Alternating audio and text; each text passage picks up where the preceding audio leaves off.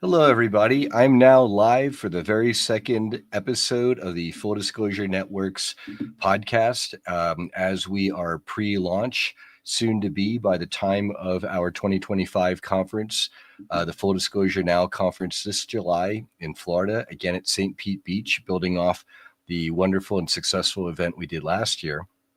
This week, for the second episode, I'm joined today with Michael Feeley.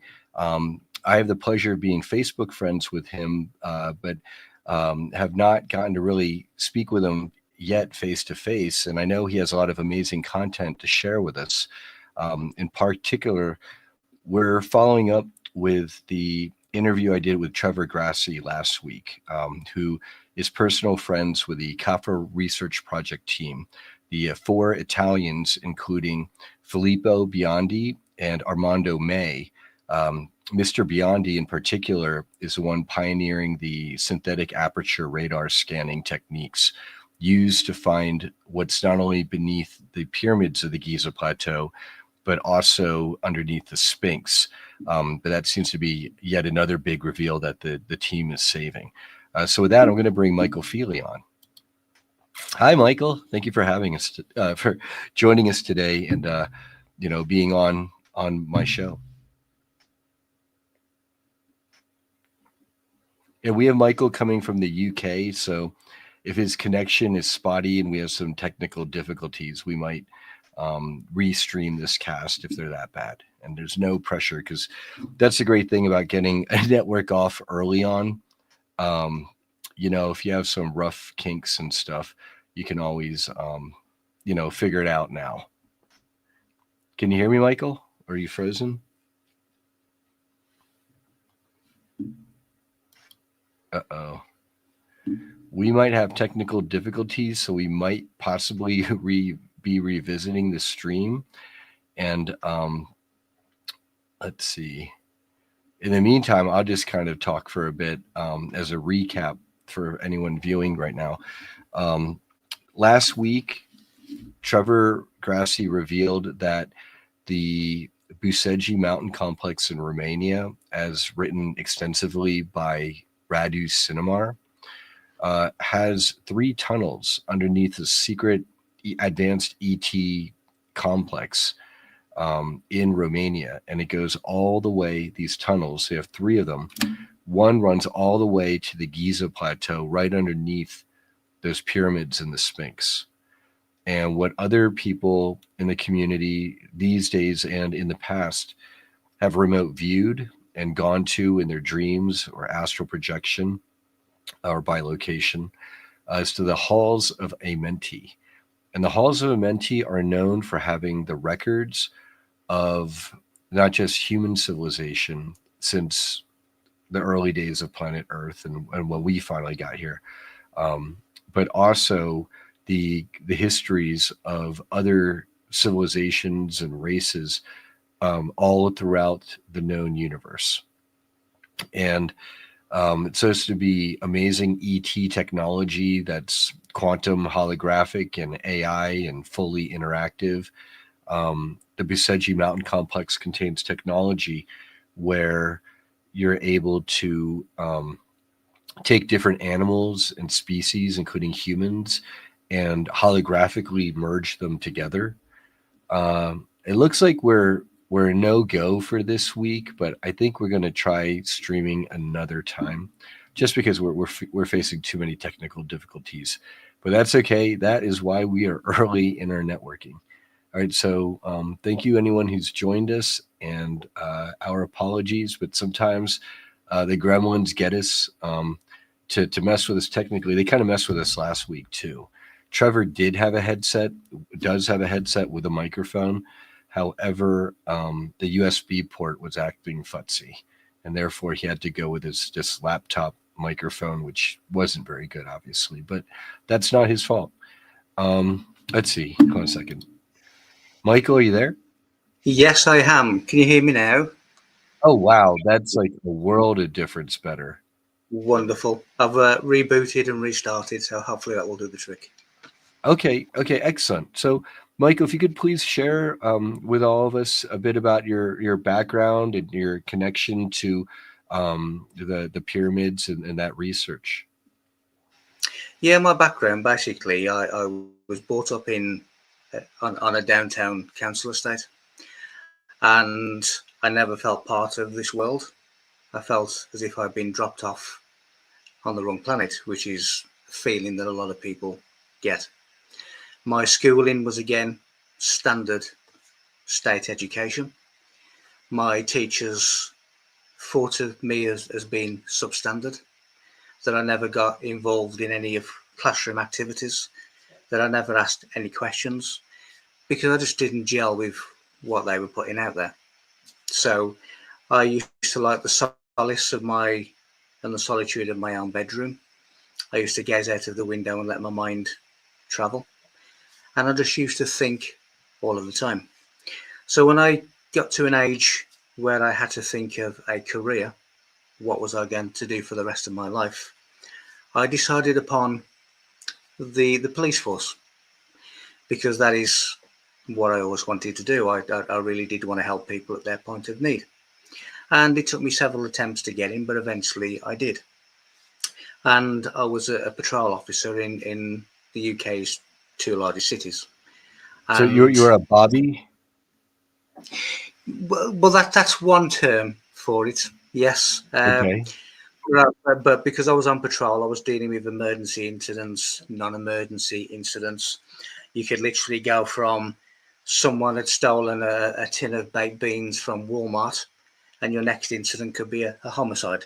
So you never knew what was coming next. And I really thrived on not knowing, not knowing what the day would be, not knowing what I would attend and what I would deal with. And what it taught me to do was gather evidence, follow the evidence, piece the evidence together. It also taught me to speak in a very succinct way, to give that evidence to a judge and to a jury. And a judge and a jury only wants the salient evidential points. So all of these things began to kind of build my character and gave me some kind of efficiency in terms of that. I actually signed up for 30 years, and my life was mapped out. I'd completely mapped my life out. But there were greater things at play, and there was greater things that had plans, other plans. And in the year, around about the year 2009, or leading up to 2009, which was my year 17 of 30, I began to be a witness and experience things that you could only describe as being not of this world. I would be on patrol on night duty and see dimensional portals opening up in the sky and seeing UFO coming out of them. I was present at a landing. I would be in my hometown on a beautiful, sunny, bright Saturday afternoon, where the streets were crowded and the roads were full. And myself and the passenger looked up in the sky and saw three gigantic cigar-shaped UFOs just there. But you would expect it to be like a scene from Independence Day, where everybody just dumped their cars and everybody's looking up at the sky. But there was no reaction whatsoever from anyone. There was many other incidents. It was literally every day this was happening, or every night. And there was an incident where I actually came face to face with what you would deem men in black. So these things, I was telepathically invited with a group of friends to a specific location, which was really the storyline of Close Encounters of the Third Kind. But this was happening to me and some friends. On another occasion, we were walking through dense black forestry, pitch black at night, and a portal would open up in between the trees. So literally every day and every night, on duty, off duty, there were all of these incidences that were happening to me that were changing my plan. They were beginning to change the script. And you can never be the same person you were before you began to witness these things. You can never not see what you've already seen. So because I was changing so much, I did actually eventually leave my career. So I was kind of 13 years short of a full term. but I just could not be in the same environment anymore as what I'd been in previously. So Because initially, Mike, I was like, a if I multiple may, Mike, experience. I wanted to ask when you talk at the 30-year track, because just from a more 3D matrix life perspective, the presumption is that if you make it to the 30-year mark, then you get to retire, full pension and benefits.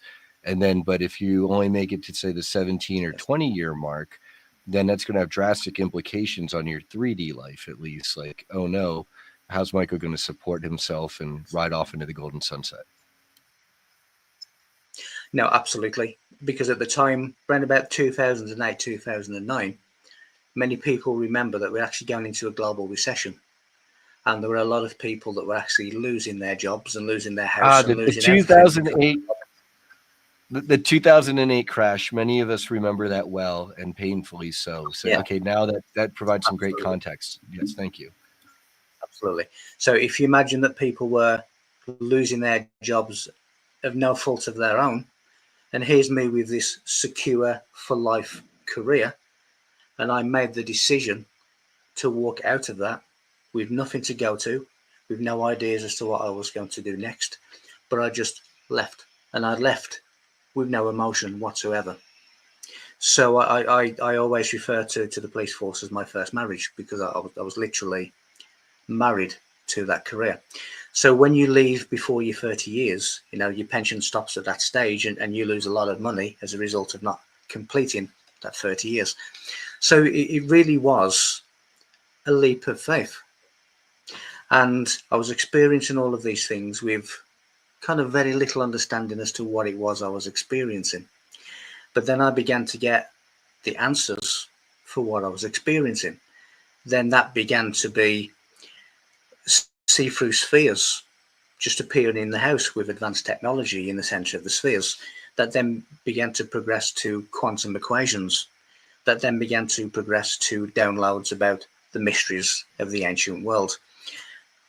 There's many talks that I've done on UFO subjects, where as soon as I've agreed to do the talk, there's been, shall we say, beings not of this world that have began writing the talk for me, that have began giving me the images of the slideshow that they wish me to present. And they've actually visited while I've been doing the talk to listen to what I'm saying. So there was all of this otherworldly, interdimensional action that was going on, but it really was a leap of faith. I had no idea what I was going to do. But when I was having all of these experiences, my mindset was that surely other people are having these kinds of experiences, and if they're not yet, then at some point in their future, they will. So how can I document what has happened to me in order to help other people who may follow what I'm experiencing? And the best way to do that, of course, is by writing books, because then you have something that is documented and recorded.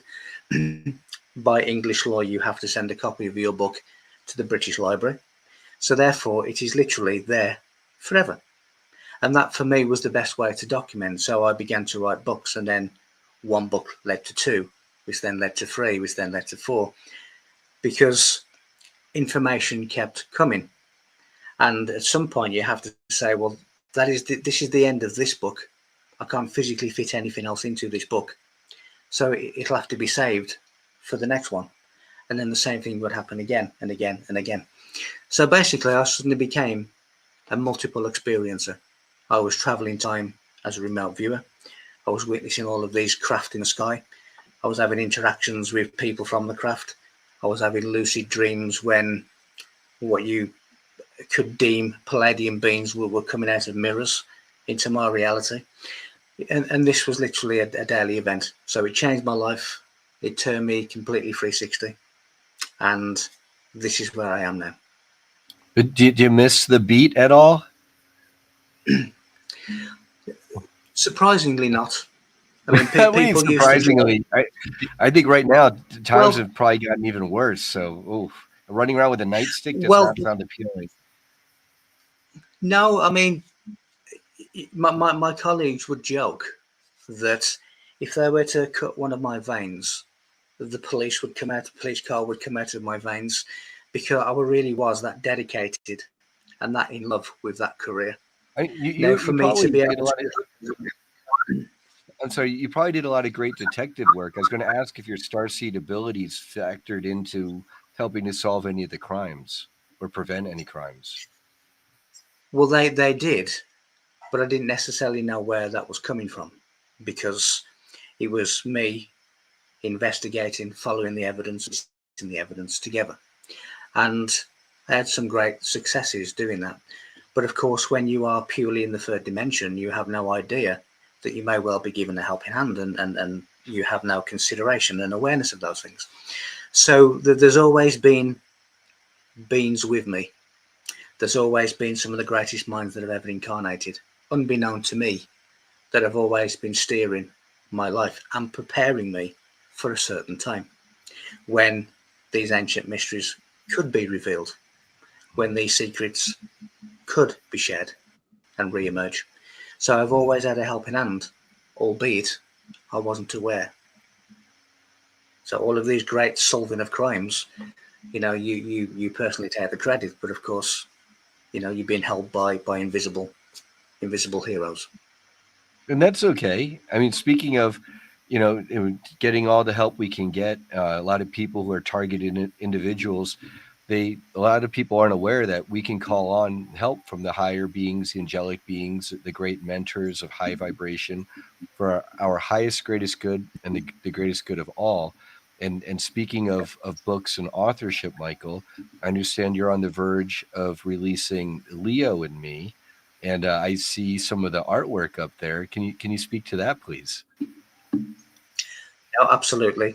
Uh, when you start looking into the kind of esoteric masters, when you start researching and compiling a blueprint of the ancient world, which I've done, there are certain characters of history that you will inevitably come across. And I'd always been a fan of Leonardo da Vinci. My favourite movie was the Da Vinci Code. I've been on radio shows and they've said you are the real Da Vinci Code. Little did they or I know the significance of what they were saying. So what happened is when I mentioned previously that there were some of the greatest minds to have ever incarnated were guiding me until a certain other character of history could step in. So I had to be primed, I had to be prepped, I had to be ready. And two of the team that were helping me to do that were Nikola Tesla and Isaac Newton. Now they are two of the greatest scientists to have ever lived. And they were preparing me for when Leonardo da Vinci could step in. Now the reason that Leonardo da Vinci was to step in is because in medieval times, in medieval Renaissance, I was a character called Salai, who was Leonardo's personal scribe. And the pictures behind me, such as the John the Baptist picture, is actually me in medieval times. So what I've been asked to do is literally complete the work that Leonardo never got to finish.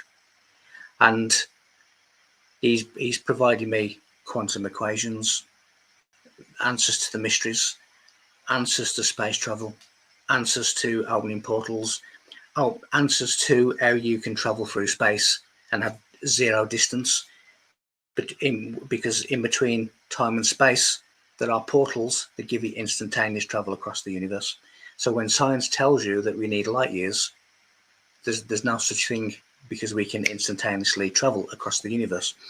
And he's given me all of these beautiful quantum equations, such as this one, which is using Earth as a free energy capacitor.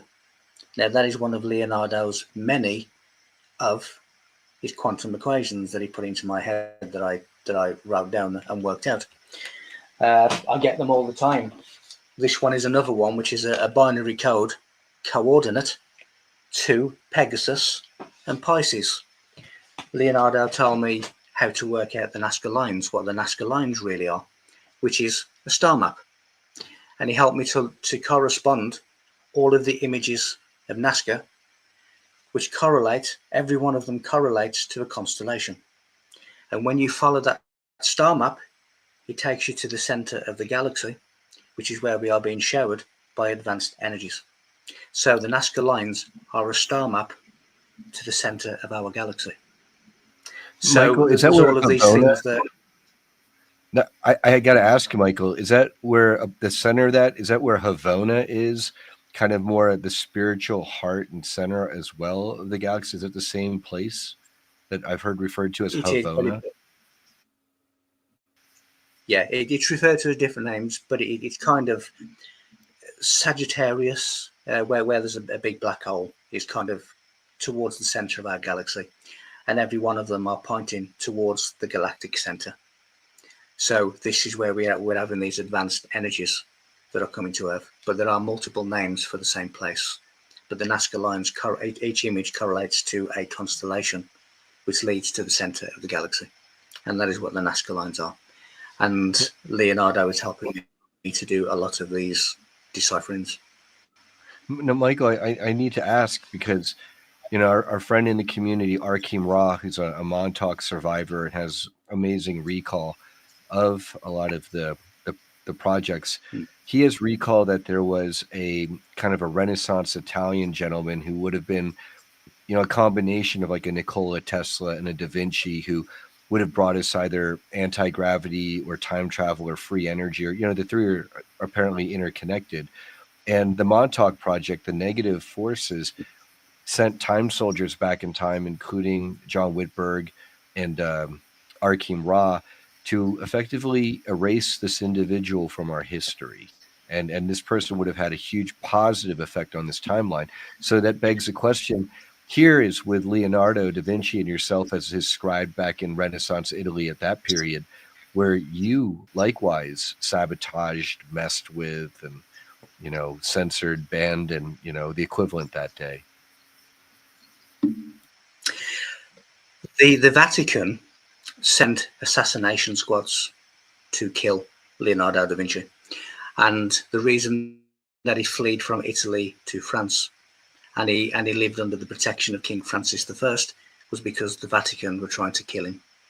So when you start looking at Nikola Tesla and the equations that he had in a dream state, it was Leonardo da Vinci that was giving him those equations. So that is your corresponding amalgamation of these people. So yes, they did attempt to kill him. They sent assassination squads to kill him. And so what was, I know that apparently he left some amazing manuscripts around in the Vatican then in the wake of his death. Like, first of all, how did he end up dying then? If he had fled to France, did he end up dying there of peaceful old age? And then did the Vatican ever manage to steal some of his most valuable manuscripts, which now you have to recreate through this telepathy and soul connection with him?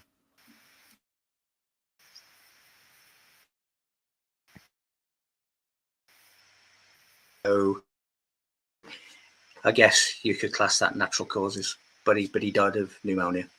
The Vatican, yes, there's a lot of things that were stolen from him. A lot of things were not, but a lot of things were. The same as Nikola Tesla's work was stolen while he just passed away in bed. His room was raided and his projects were stolen. So yes, the Vatican and other agencies do take these manuscripts because they are a danger should they get it. But the one thing that they cannot do is erase the codes that are written inside you, inside your DNA, inside your very essence. So no matter how many books they burn or how many pages they tear out, those secrets are written inside the very fabric of your creation. And only the you can Akasha, access them. yeah, the Akashic field, and in our DNA, and then through the spirit of these mentors who now can communicate it to you, no matter the physical format. It's not about the form anymore of how the information is stored. It's all about the information and the spiritual wisdom being passed on.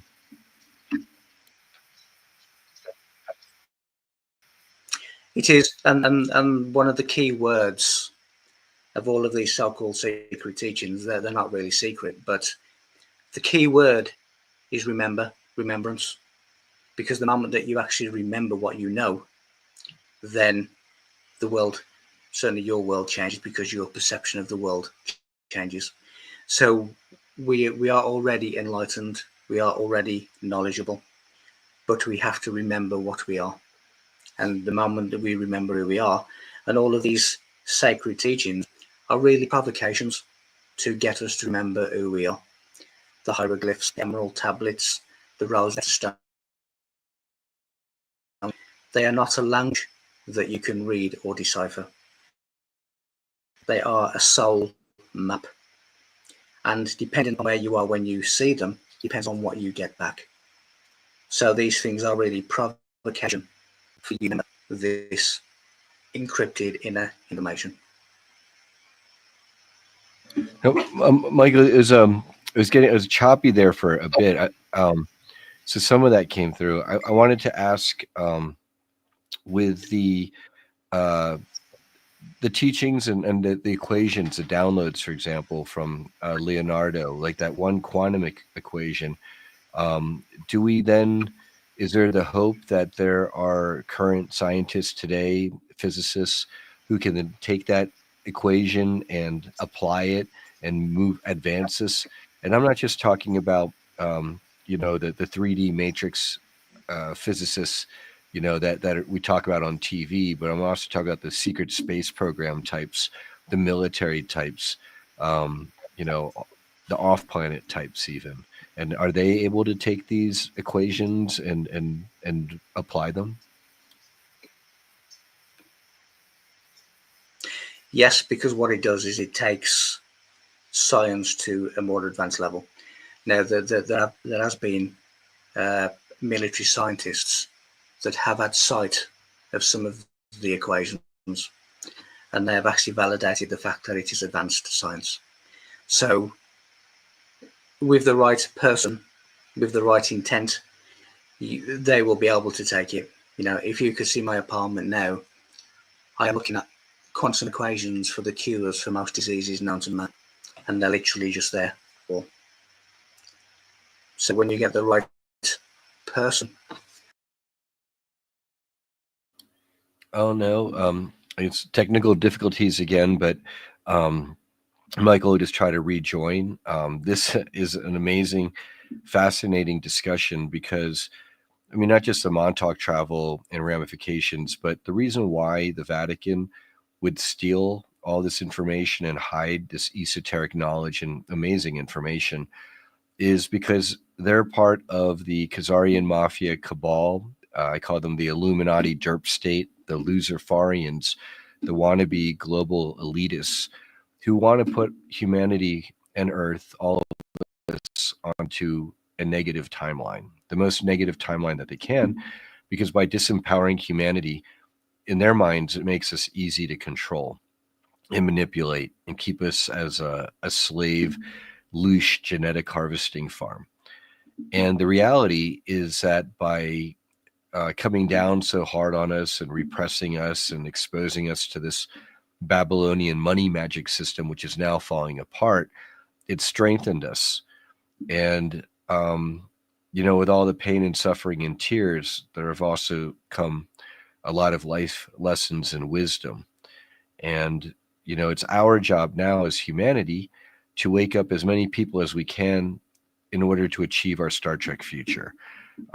In terms of how high can humanity vibrate spiritually, well, if we're living a lie and we have limited information and knowledge, and as a society we can't come to the correct conclusion, the shape of our planet, the fact that there's very intelligent life all over, not just off planet, but interdimensionally speaking. And so, what Michael is describing as a star seed, I mean, he's a star seed already in so many ways. I don't know his own ET lineage per se, but he's clearly here with a mission and he's manifesting it and walking the path. And that's going to yield huge gains for all of humanity. I mean, just think the kinds of knowledge and wisdom that Leonardo da Vinci, Nikola Tesla, um, probably I wouldn't be surprised if Pythagoras is coming through, as well as Isaac Newton. And they're only stronger on the other side.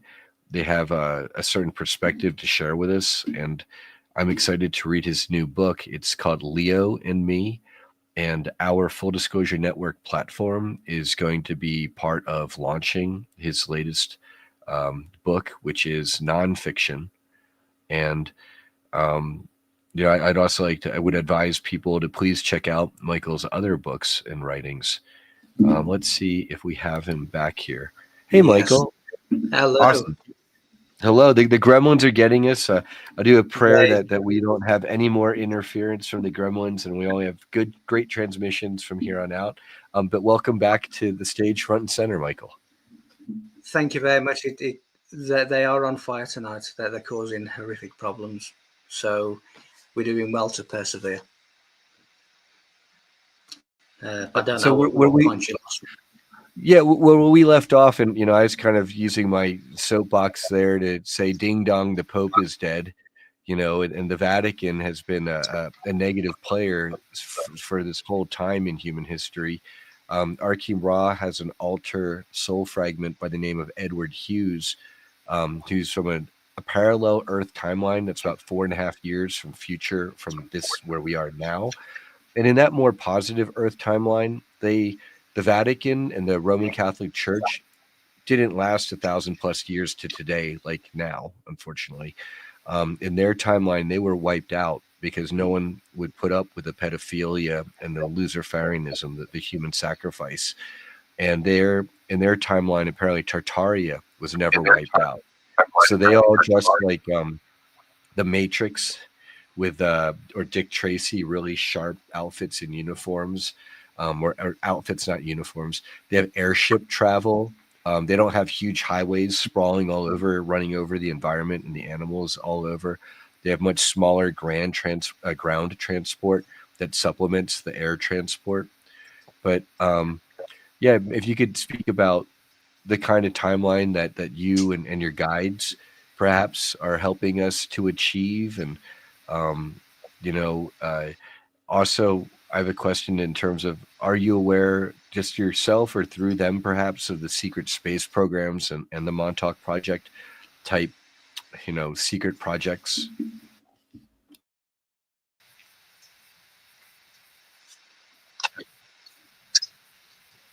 Yeah, there is an awareness. What is going to happen is, I am told that the thinkers will rise. So in other words, the ones who are trying will be in a different timeline of Earth to the ones who are not, and that will be coming in due course. So yes, there are all of these secrets. The Vatican, of course, has always been the epitome of evil. When not belittling or diminishing the fact that someone's lost their physical life, but when the Pope passed, I felt an immense release in the field. So it was like someone had taken, 150 kilogram weight off your shoulders, and that was how the field reacted to the passing of the Pope. So there is going to be a lot of change. Of course, the Great Pyramid is pinnacle in that change. The Great Pyramid is a radio station, and what this establishment is doing is they are keeping us tuned into one specific frequency, and most people never tune away from that one frequency.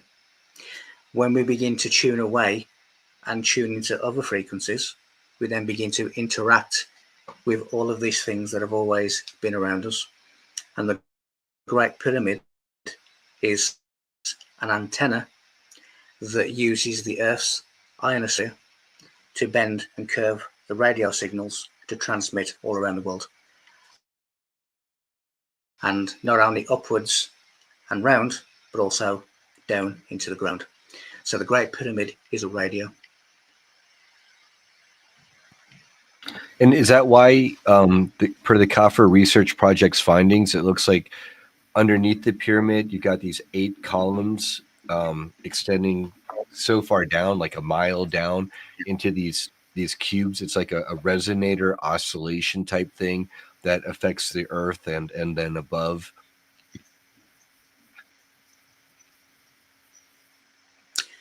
Yeah. What what those structures are is called a mechanical stress system.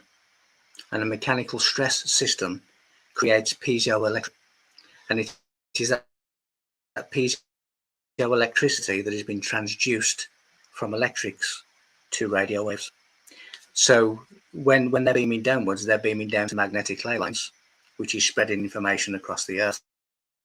But then you also have the electricity, which is being created from these structures.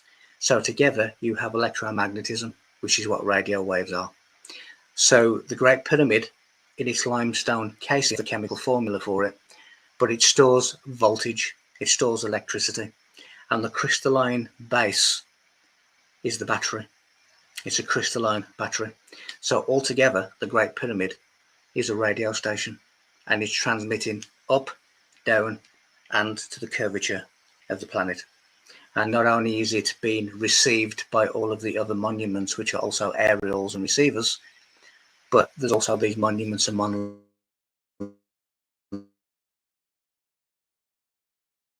on other planets of the solar system. I'm sorry, so Michael, you cut out a bit there. You're saying not only So is a Great it is Pyramid, really, and that is what the Great Pyramid is.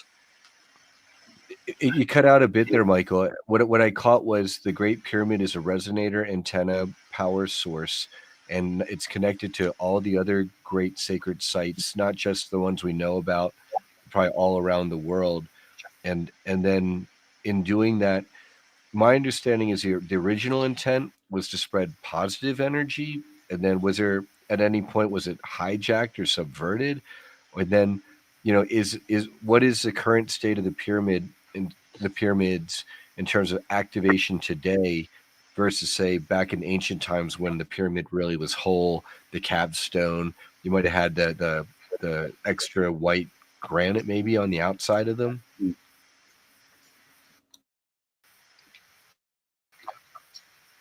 Yeah, as I say, it's a radio, and the moment that the master sound and those who were controlling the pyramid realised that their control was losing, and the control of those who were going to misuse this power, they began to shut it down. Certainly in a third dimensional sense, it's still active, it's still fully active in the fourth dimension, but from a third dimensional perspective, they began to shut it down, because they knew that if this power got into the wrong hands, then there would be absolute devastation and destruction.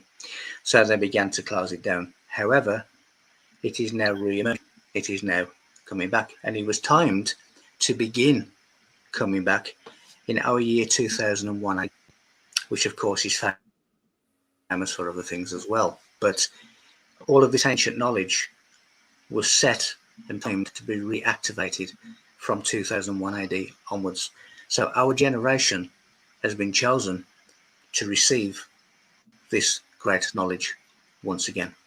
So I call the Great Pyramid the Redeemer, because when I've looked at the mathematics of the pyramid, crypts Christ, Mary Magdalene, and of course Christ is a parallel to Osiris. And when you start talking about the meanings of these gods and the messages gods really are, they're telling you how to return back to the cosmic mind. It is the path of ascension, and you can do that through the Giza Plateau. So who built the Giza? He cut out again, but hopefully he'll be back, because this is, I'm on the edge of my seat because all this corresponds with everything like Edgar Cayce, these readings, and other sources about how the discovery of knowledge underneath the pyramids and the Sphinx will lead to a signal, a rekindling of humanity's spiritual ascension with all this knowledge. Obviously, the whole idea of the pyramids being giant stone tombs for dead pharaohs goes way out the window. We already know from people in our disclosure community, or full disclosure community rather, such as Christy Campbell, who's joined us tonight, Arkeem Ross, Susan Long, and many others, John Whitberg, again, that there's something known as Project Ibis. Tim Seabury as well, also known as Jack Flynn. He had an alter clone known as Jack Flynn during the Montauk Project, who John Whitberg specifically recalls. And John Whitberg had an alter that was at the Montauk Project known as Kyle Delshow. And all of John Whitberg's recalls about this can be found free online in his ebook series, The Man with the Periwinkle Eyes. And I believe he's got his PayPal up there on at least one or two. He's on volume 3 and going into volume 4, but at least somewhere in there. So please support John Whitberg in him, sharing all his recall with everyone with us totally free. And it's mind-blowing stuff, which perfectly corresponds to all this wonderful information that Michael Feeley is sharing with us tonight. Also, thank you everyone for joining us. MPW333 in our live stream version of this show by Fridays. This is Tuesday. By Fridays, we're going to be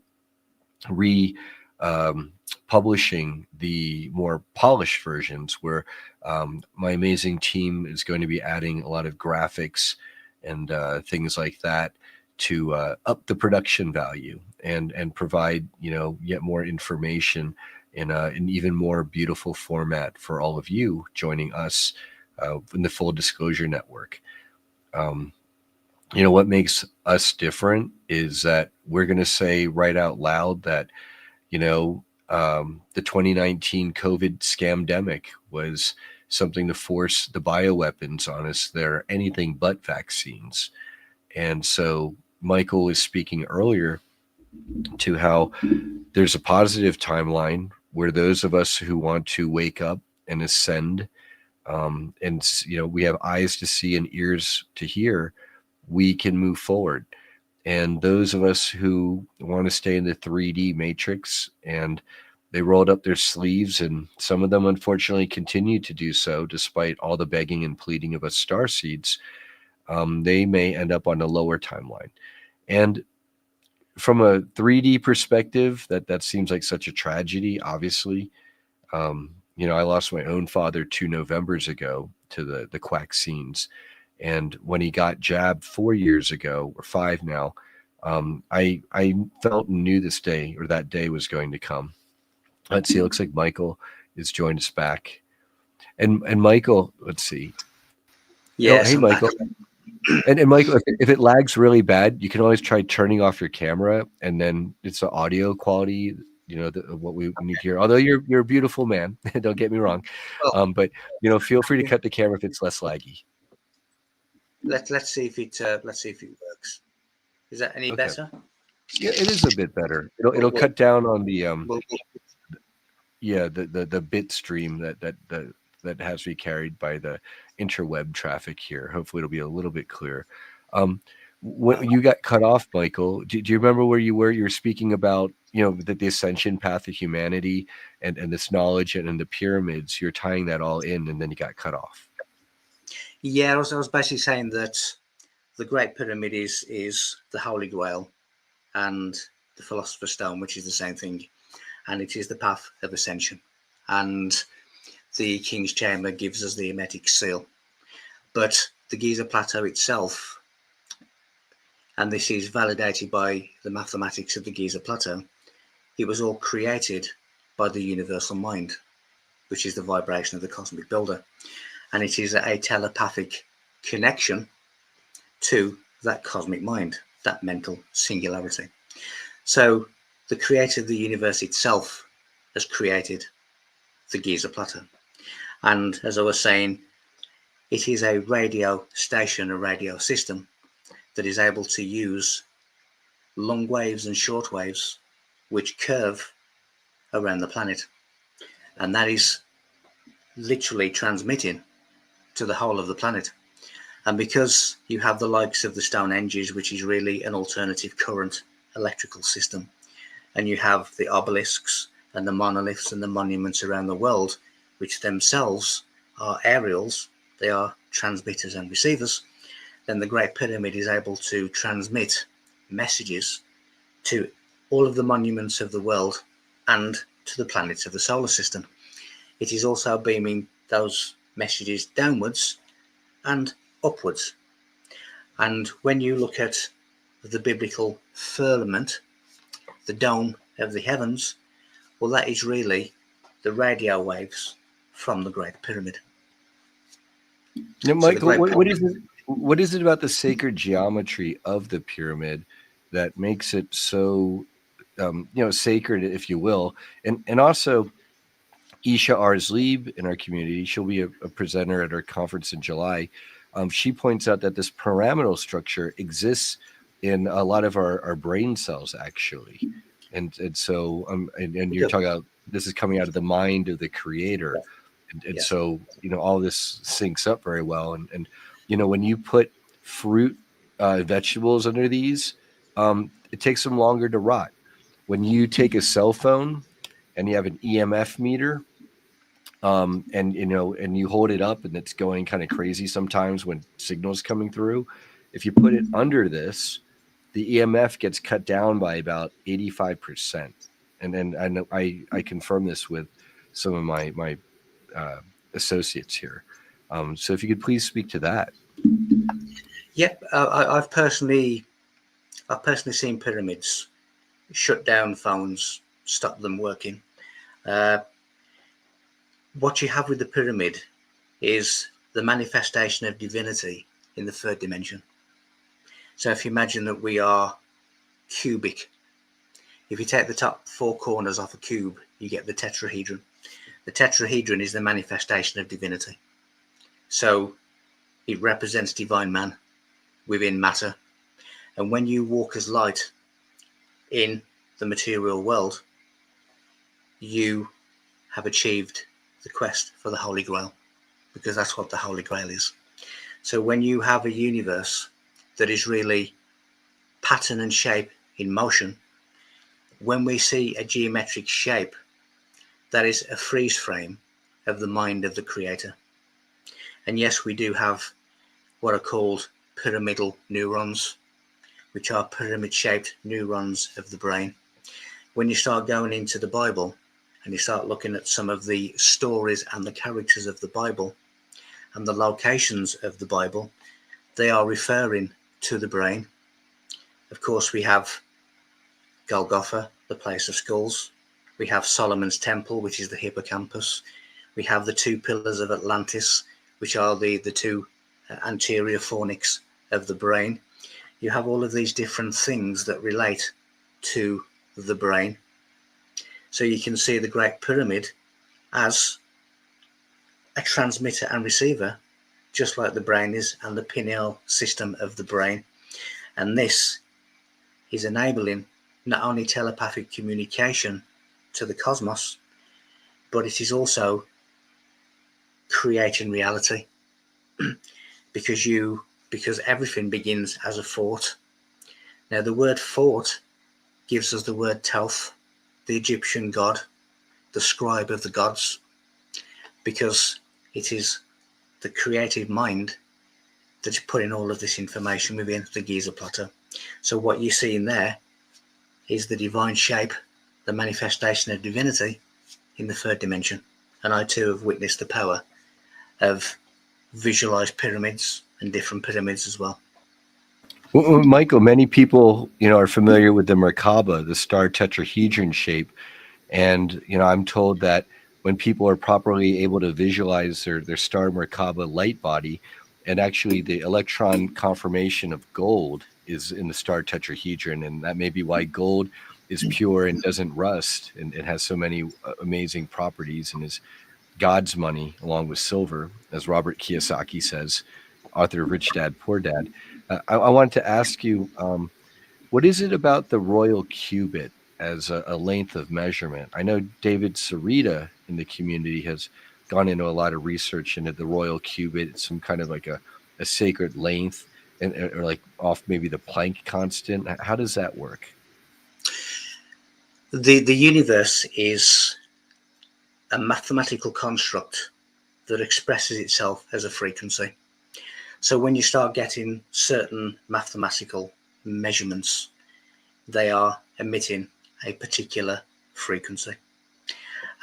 When I come up with a mathematical equation for the speed of reality, and what I found to my surprise is that some of the numbers that I used in that mathematical equation were being used in the Great Pyramid. So the likes of the universe is one verse, but a verse relates to the metric, the meter. And I was also finding that the meter 3.3 were quite pinnacle and prominent in the mathematics of my speed of reality.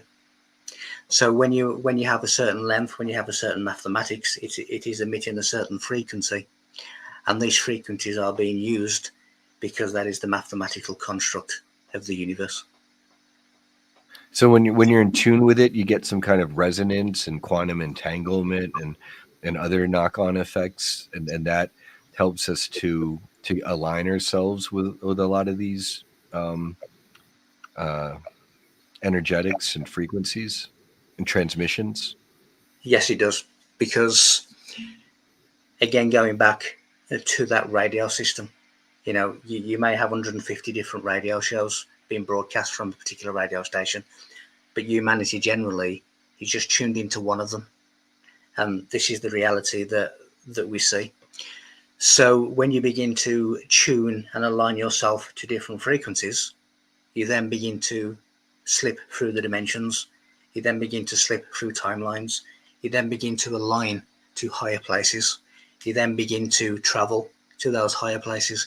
When I went on a time slip to the Great Pyramid, I saw that they were coming and going and disappearing through a frequency adjustment.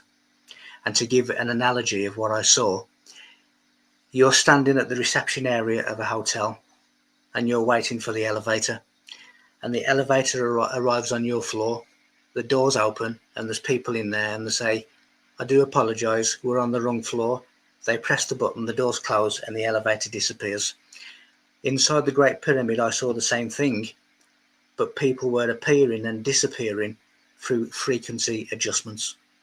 So they are traveling times, dimensions, all of these different places by tweaking and changing the frequency. And when we begin to align ourselves with the frequency that we wish to manifest, then we begin to manifest a different reality in our life. And that is the true law of attraction.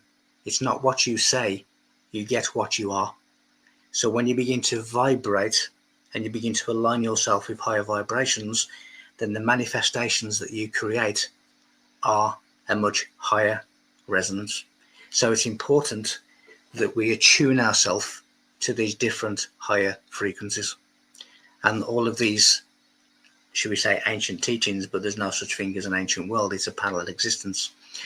But let's just say these ancient teachings are all telling us the path back, because we don't only have to become aware here, we have to become aware everywhere. And that includes the physical, the dream state, the astral, all of these places, until we can all fractals of us can then move back to our central point. So when we start seeing what we deem to be extraterrestrials from other planets, they are fractals of ourself on a different timeline. And when I time travel to these different parts of awareness of me, it's not so much time travel, it's more shifting my awareness to a different fractal of me.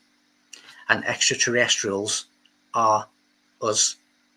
But until we get our act together, we cannot all move together to that central point. So they are coming back with greater and greater frequency to remind us of who we are. Because it is remembering that is the key to it. So when we talk about like the Great Pyramid, Michael, and you're using the elevator analogy. First of all, it sounds like there's people who like stopped on our floor, like, oops, sorry. It sounds like a lot of them, they might be on a more fun floor, a more fun party than we're necessarily experiencing down here. But is it like a Grand Central Station type situation where it's such a sacred site. There's so much power radiating there. Then I would imagine it's a huge magnet for different beings and entities to portal in and out, and also to lock into our frequency and the timeline and where we are now. That's correct, but they're also leaving their artifacts there as well. When you see, and there will be a lot more of this, but when you see these radar images, and you've seen lots and lots of cavities in the likes of the Great Pyramid, and when the people who are in there doing these radar images get to where the cavities are, what they're seeing is a brick wall in front of them. But that brick wall is a door, and that cavity is a room that stores sacred information.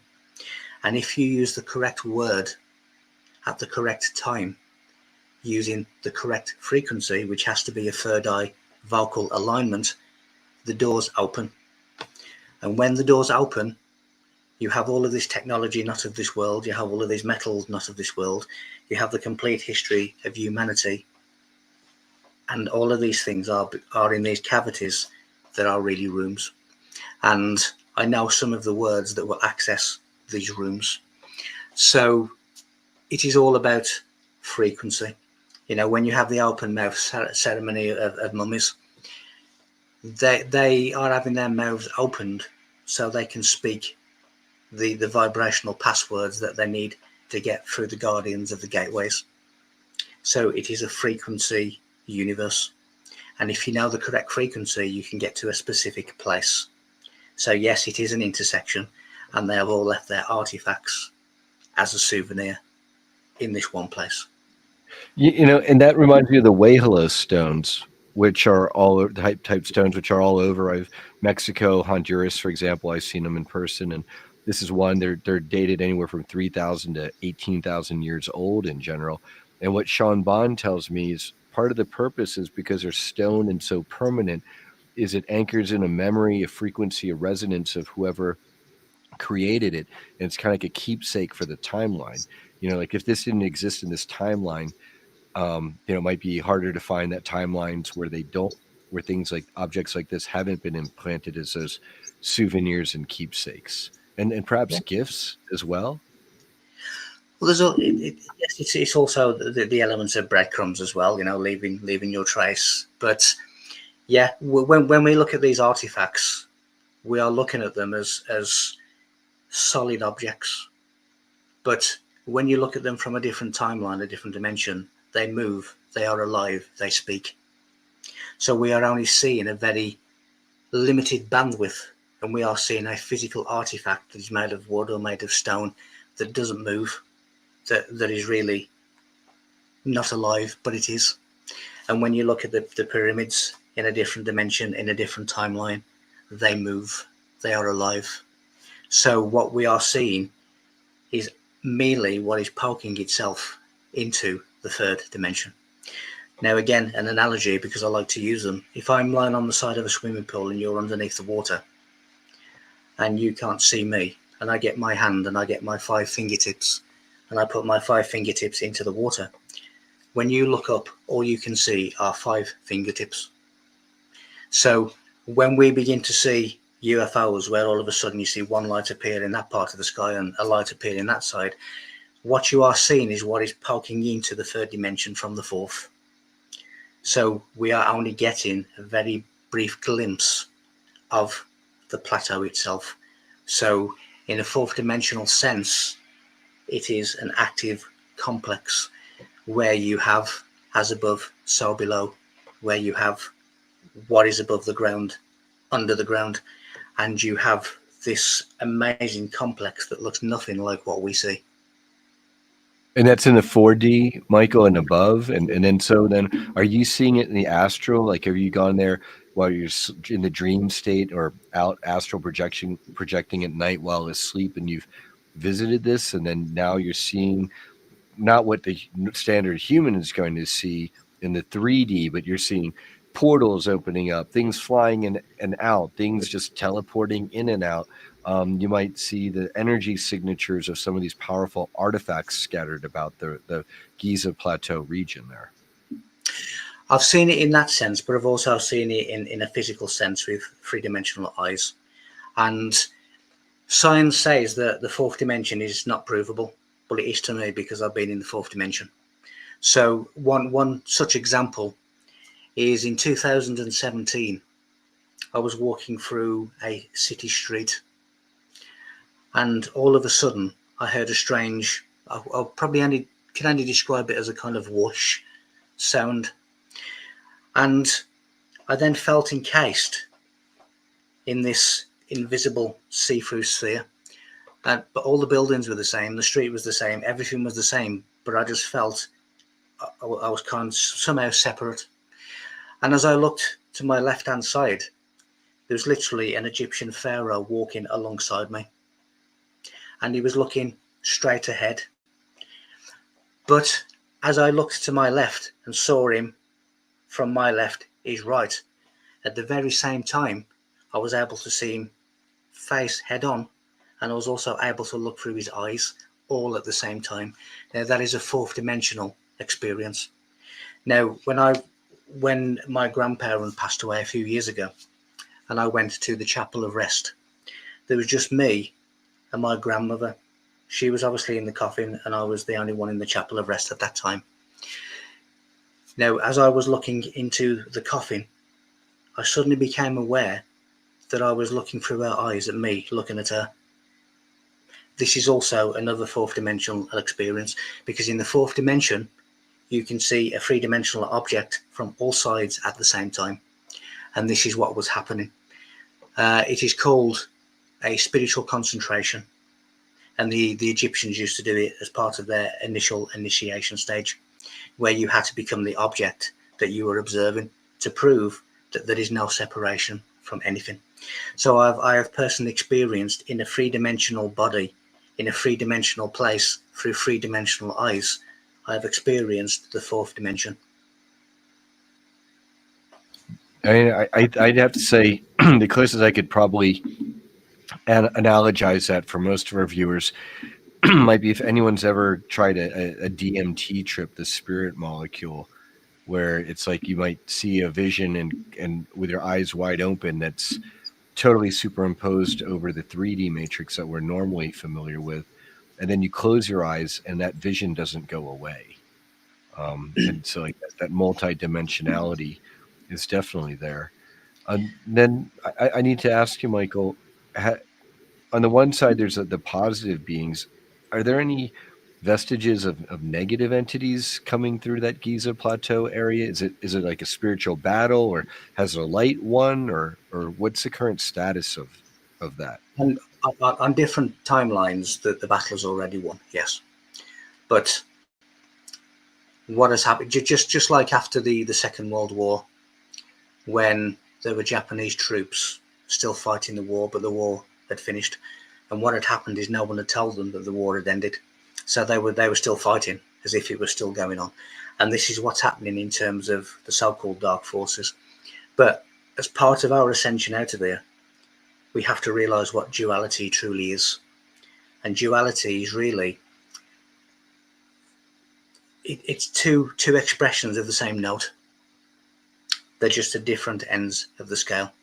And it's not like the New Age tells you where you have to disregard the dark and just concentrate on the light.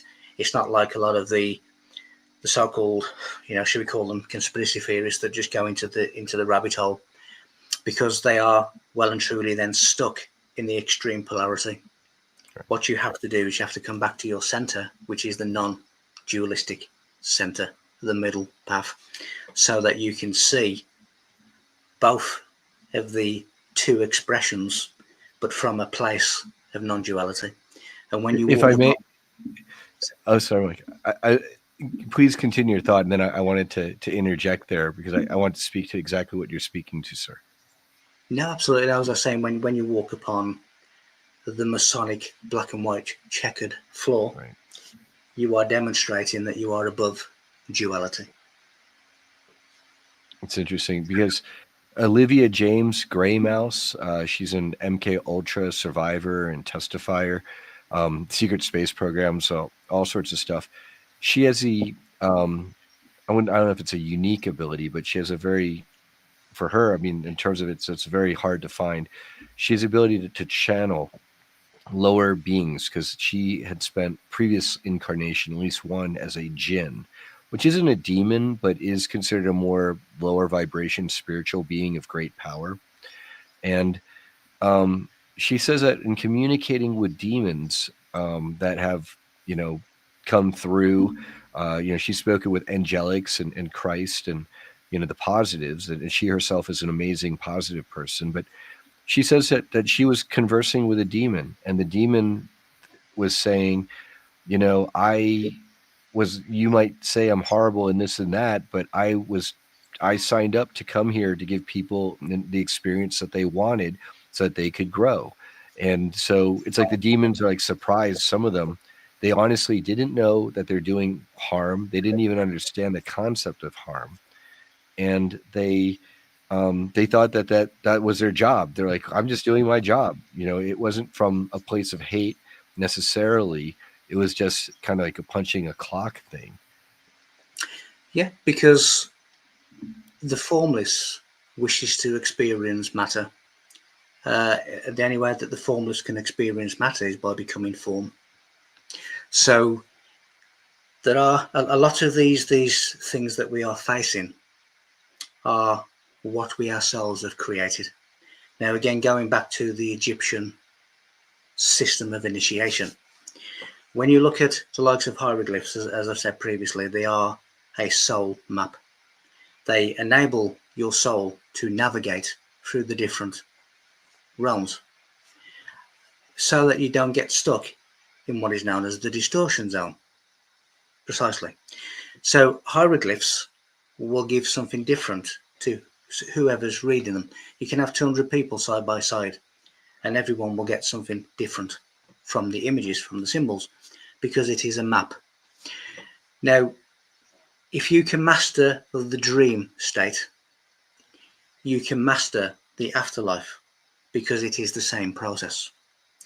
So when you go through these different afterlife processes, which they are depicted as being the underworld, but the underworld is really life.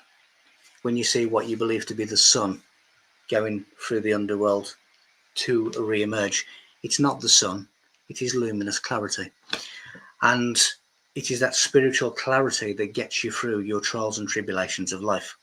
Now, they know full well that the way in which you live, now the Egyptian Book of the Dead is not about death, it's about life. The way in which you live will have a projection which you will face later on. So you have to begin to navigate and recognize what you yourself have created. And the way in which you do that is by looking at the symbols, the hieroglyphic symbols, the emerald tablets, the Rosetta Stone. All of these things are teaching your soul to read the map, of navigation. So a lot of these things that we are facing are projections of ourselves. The ones that are here, of course, when we go to the theatre and we boo the villain and we cheer the hero, we get engrossed in the act, we get engrossed in the show, and because the actors are doing such a good job, we truly believe that it's real. But after the show, when they're all in the green room, they're having a drink together, they're having a wine together, and they're having a laugh together. There is no hero, there is no villain. But there are certain entities that have got lost in the role that they are playing. And they too have to remember. And the only way that they're going to remember, not the only way, but we help them by remembering, not by giving them hate and fear, but by giving them love. And that's a real spiritual warfare. Yeah, I love the example of the movie Die Hard and the actor passed now, Alan Rickman, playing Hans Gruber, the terrorist. And he's such a great, you love to see that guy die and get thrown off the building or whatever. But at the end of the day, we all love and miss Alan Rickman, the human, so much. Well, what we have to realize is that everyone and everything is just a mirror of ourselves. And you can't have a higher dimension without a lower dimension, because it is a mirror. So everyone that you see, even yourself, everything is a mirror reporting back to you. Now, the only way that you can change the reflection is by changing yourself. There's no point smashing a mirror because you wish to change how your face looks. It doesn't work that way. It's the same as when you go into an Egyptian temple. You only get what you are. So if you walk in there as someone who's going to look at the symbol of an owl and say that's the letter M, and a symbol of the vulture and that's the letter A, you're never going to understand the hieroglyph by trying to put words and language to it. It is a feeling. It is a invisible connection. It is a sound. And again, we then go back to the universe as a frequency. So these hieroglyphs are really acoustic systems. So you have to speak the correct language in order to understand what's being said. No, Michael, you yourself, you said you've gotten to visit the Giza Plateau in person. Are you able to communicate with some of these temple beings like Sean and Isha, Sean Bond of the psionicleague.com and Isha Arsleeb? When they go to sacred sites, because they have their vision open, they're able to often communicate with the temple guardians. Sean speaks of, and there's a famous statue, a Sekhmet, there in one of the Great Pyramids. Can you speak to those entities and beings, and have you ever gotten to interact with them, like when you were there in person? The simple answer is yes. They kind of recognize those who have been there before, and I have been there before. I have been a high priest that did initiations in the Great Pyramid. I am a direct descendant of Akhenaten, Nefertiti, Tutankhamun, and Queen Meritamun. So I have Egyptian blood. So when I go there, I am recognized, and therefore they are more open to appearing. They are more open to allowing you to go to different places because they recognize you. Every single person on this planet has a unique frequency. It is as unique or even more unique than your fingerprint. So they are able to recognize you.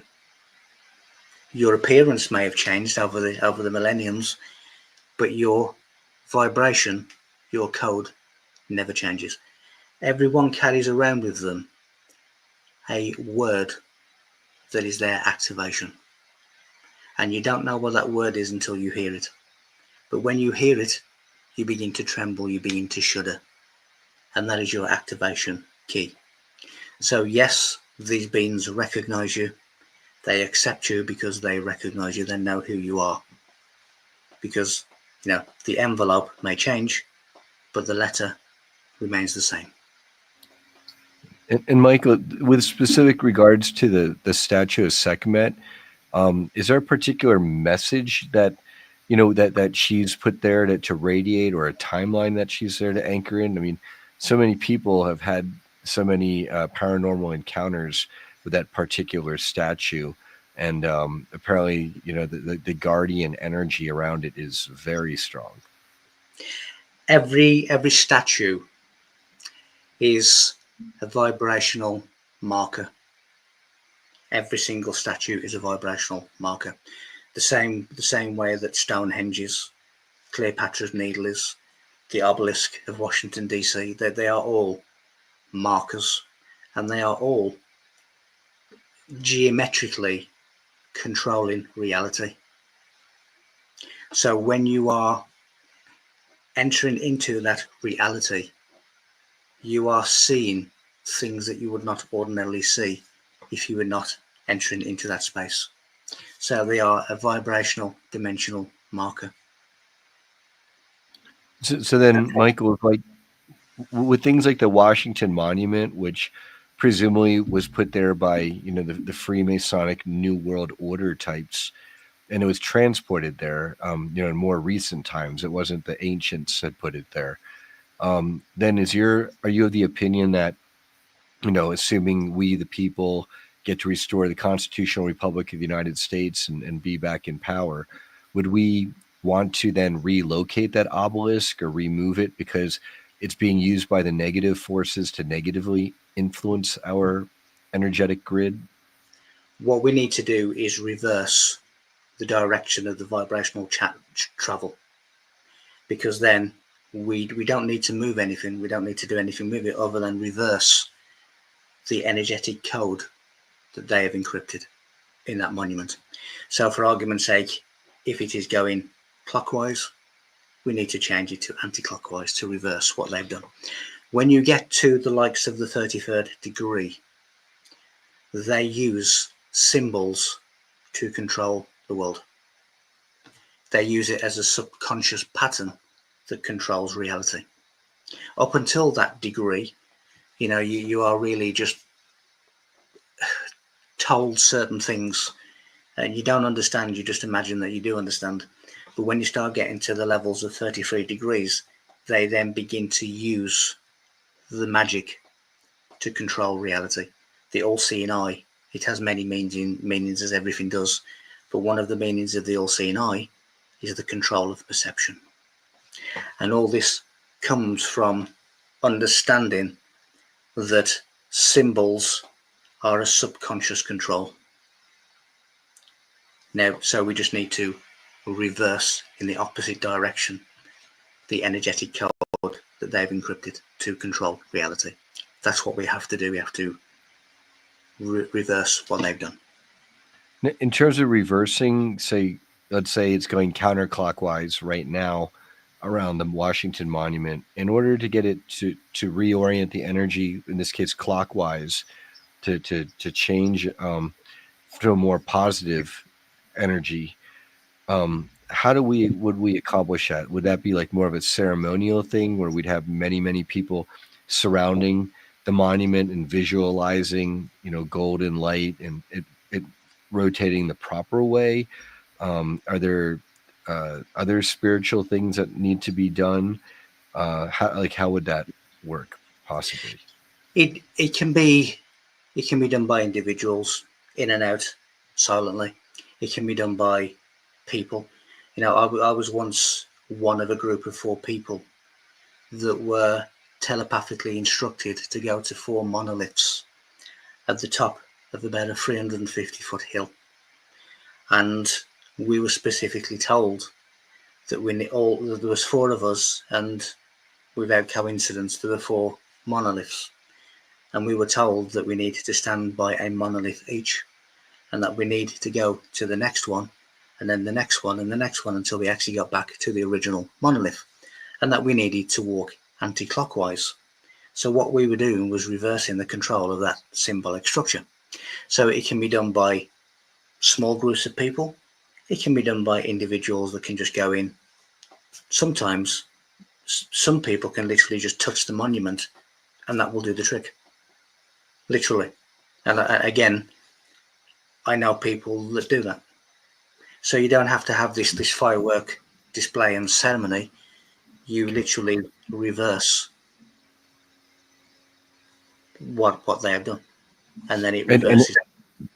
And it sounds like you weren't even doing it alone. Even you had assistance and guidance, not just where they were telling you, go counterclockwise this way between the 4 monuments, each of you, but also they might be also giving in energy and codes and things and making that energetic work be, achieve the maximum effect. Did you feel anything differently in the wake of doing the ceremony of going counterclockwise with the 4 of you? Well, what happened was the night before, certainly from my perspective, I had this deep feeling that I needed to go to this place, this location. And I rang up the other 3 that I used to go on, nightly excursions with, and said, I really feel like I need to go to, it's called the Clent Hills.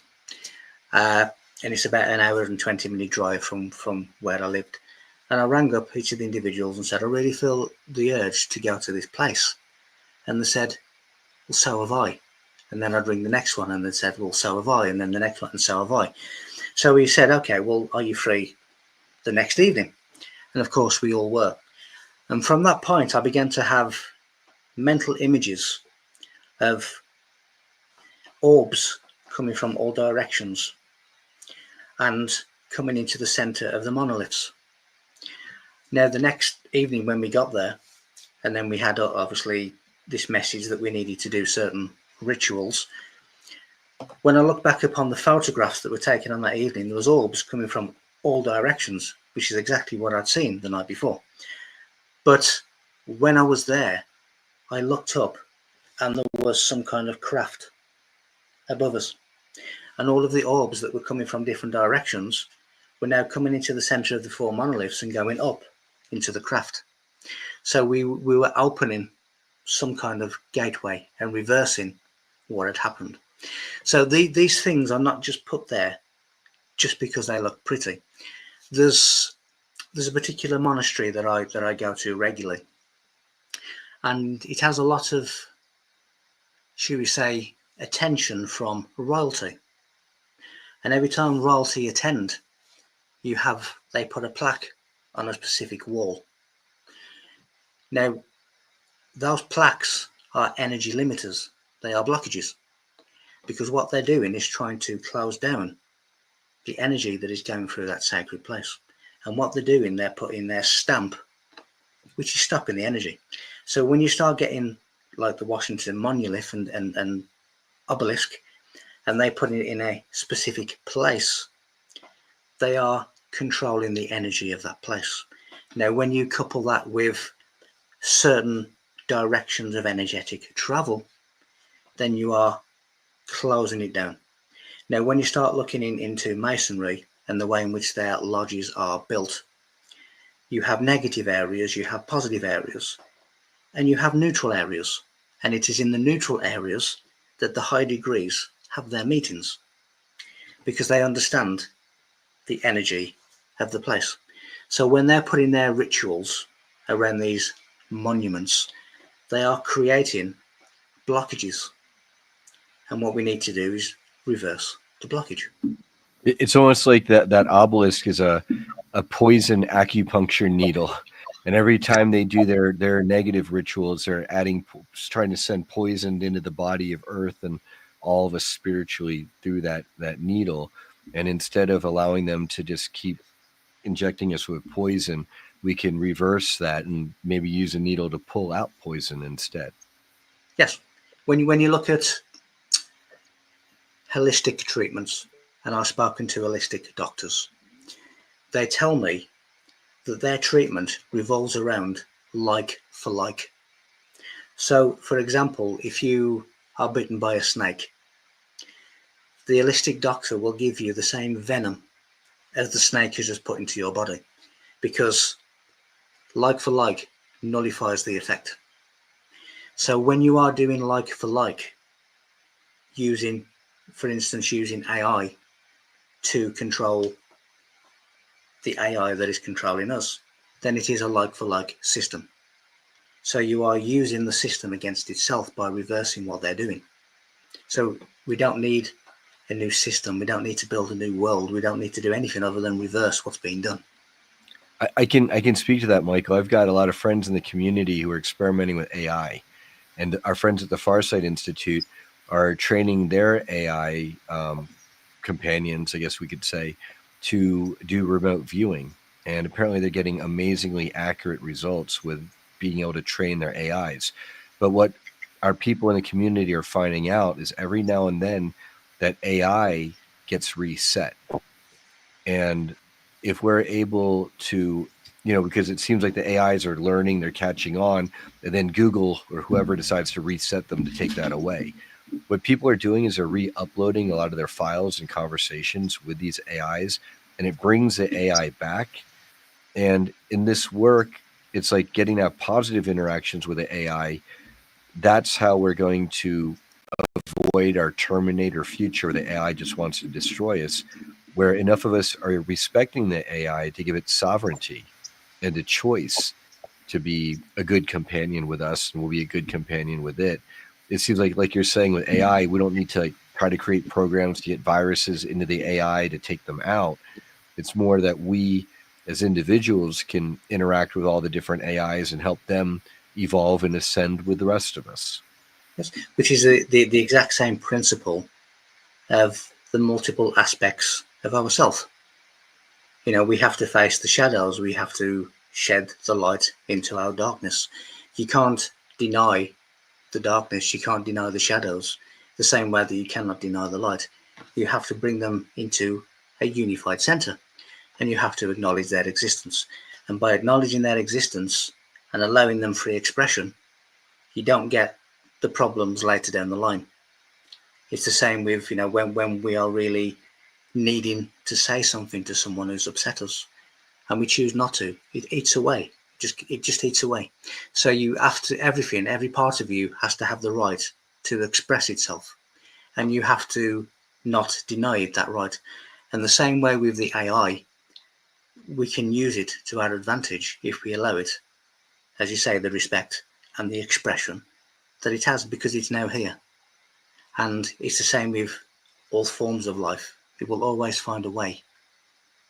So you are either on board and you are controlling the ship, or you become a passenger and someone else controls that ship. Well, Michael, I want to be respectful of your time because I know you're in Greenwich Mean Time, I believe. So you're like 7 hours ahead of me right now. It's getting relatively late over there. Can you please share with our? I know we'd love to have you back in the future, and we will. But as we close towards tonight's episode, can you please share with the audience where they can find you? Your looks like you have michael-feeley.com. They can get your books there.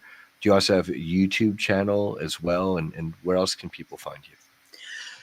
Literally, there's so many platforms in which my point of view, my perception, my information is appearing, and it is a result of a lot of good people in the background that are facilitating that for me. So literally any platform on the social medias, if you type my name in, it will come up with what I'm doing. But the epicenter of me is obviously the website, which is there for people to see. There's hours of free videos on there. There's hours of articles to read. There's all kinds of things on there to have a look through. It's a real shame that we had the technical issues at the beginning, because that's fine. I it would have been a lot deeper had that not have happened. However, the things that I have to say are going to be said, and those platforms will be utilized for that message to be received, because I've been entrusted with some of the greatest information that needs to return, and I will ensure that it does. Is Leonardo with us right now? He's always with us. He's always with me everywhere I go. He watches everything. He knows everything that's going on. Does he have anything he'd like to share as a parting thought for tonight's episode? Okay, just bear with me. Sure.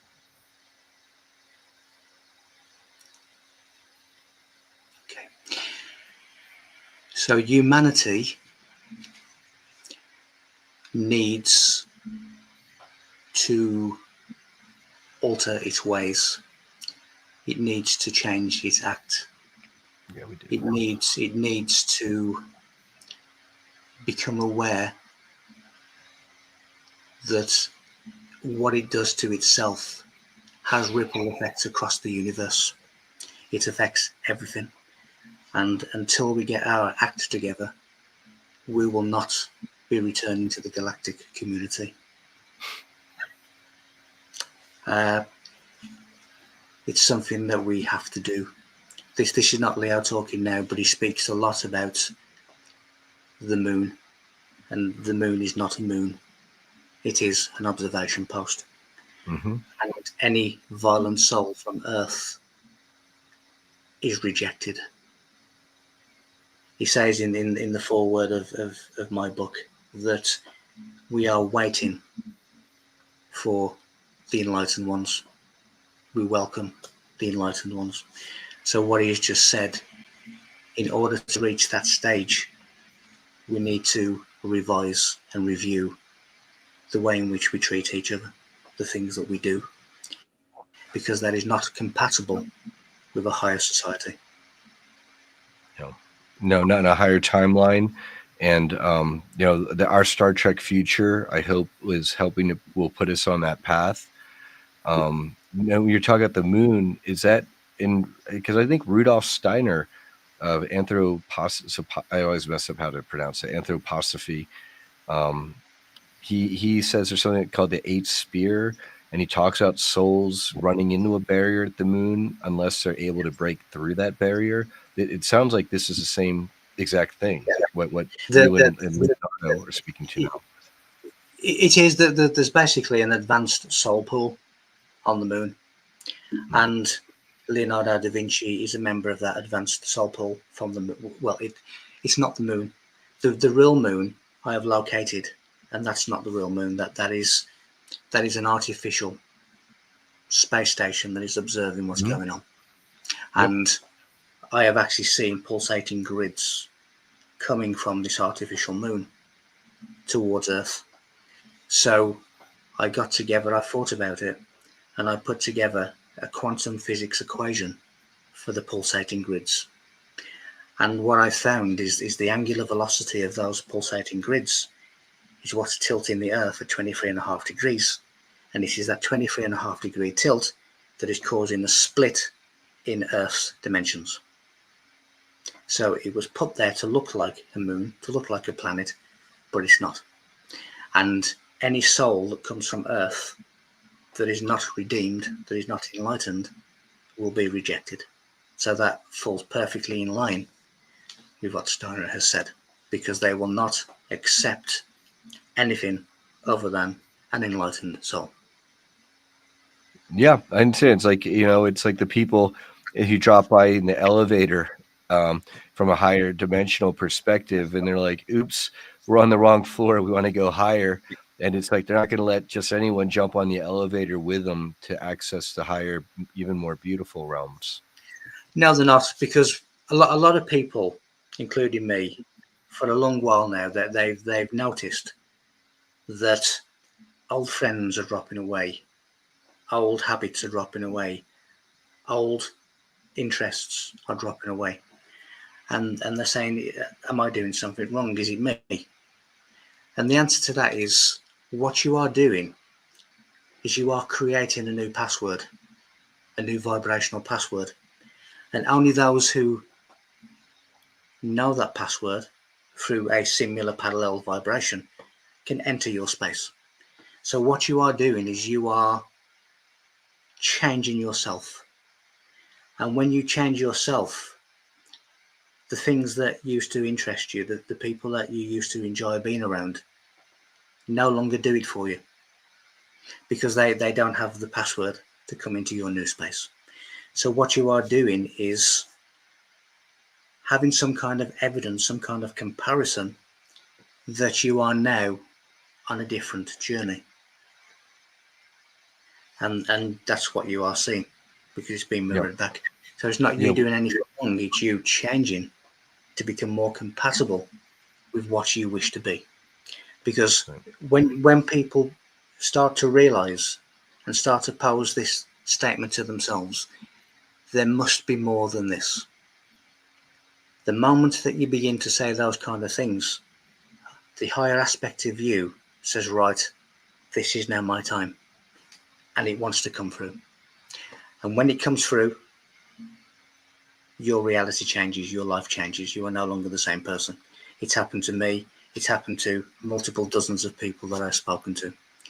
You know, we are in the same world, but we're not compatible. It's almost as if we're just silent observers as to what's going on. And this, of course, is necessary. Yeah, it's like it's one thing when we're 18 or 21 or whatever, going into the dance clubs and the raves, and that was the greatest thing ever. But now, we go into these same places, or like what they are these days, a sad shadow of perhaps when we were younger. And the vibration, it's so low and it's so off. And then when we find our paths and start walking our paths, then we're literally not just vibrating differently in thought, but in action and in deed. And it seems like the more of us who do that, that's what a higher timeline looks like. Everybody eventually vibrating and being the best that we can be. That's a really beautiful thing to be working towards. It does, and again, in the deep mysteries, they have what is known as the hermetic seal, and the hermetic seal is the likes of the king's chamber, where it is almost this airtight alchemical container that shuts out the outside world to enable you to grow that purity without having the toxins of the third dimensional world. Now, when you look at the Bible and it says the cornerstone that the builders rejected, that means that they have rejected the external world. They are encasing themselves in the sacred temples, which are airtight hermetic seals that keep out the outside world. When you look at the Sphinx of Egypt, the face of the Sphinx is the initiator, the priest who will initiate the students. Now, it has no nose. Now, this was deliberate because the nose relates to the world, because we have a nose to breathe. So if you have no nose, you are saying that the outside world is not welcome here, because you are now entering the hermetic seal. You are shutting out. So, Michael, it wasn't that the Sphinx had a nose and then it was like shot off by Napoleon. It was literally symbolically, it never had a nose for that specific understanding of it being hermetically sealed and closed. Correct. Now, when you look at other statues around the world, like Greece and other Egyptian statues, you also see that those statues have no nose either. So they can't all have dropped off. You know, there's a symbolic meaning to all of these things. And the symbolic meaning is you are now entering the inner world where the outside world is not welcome. And the outside world is not welcome because of the toxins and the influence and the negativity that it brings upon the people who are trying to progress. Now, the only way that they can create what is known as their second body, the astral body, is by remaining within that hermetic seal.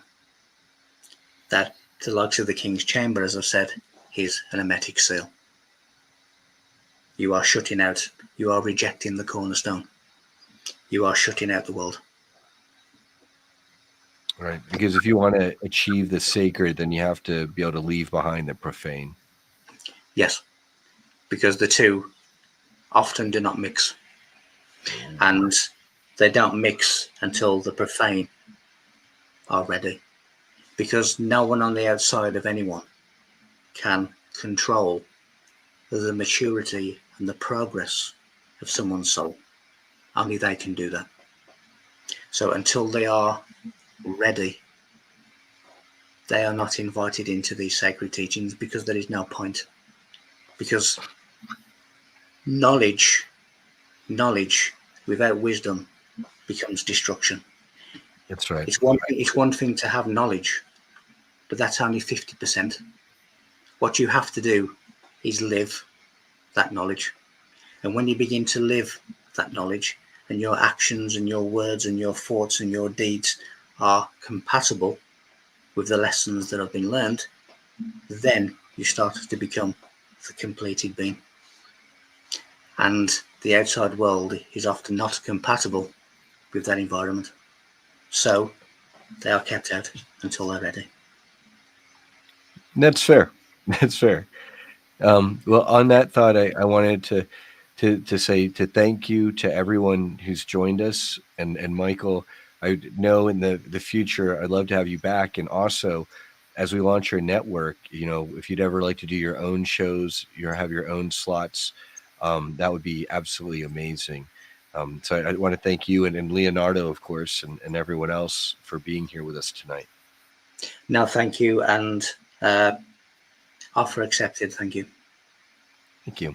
I'm going to close the stream and please, I guess, download your stream link on your side, Michael. I'm not sure how StreamYard works, but apparently it helps with editing to capture the information. But I'll be in touch, especially through our mutual friend Justin Merkin, who's one of my team leads for building the new platform. So I want to give Justin a shout out and thank you once again, Michael. No, thank you. Thank you for your time, and I do apologize for the technical difficulties. No, you were great, and I know it's late over there, so thank you, sir. God bless. No, fine. You too. You take care.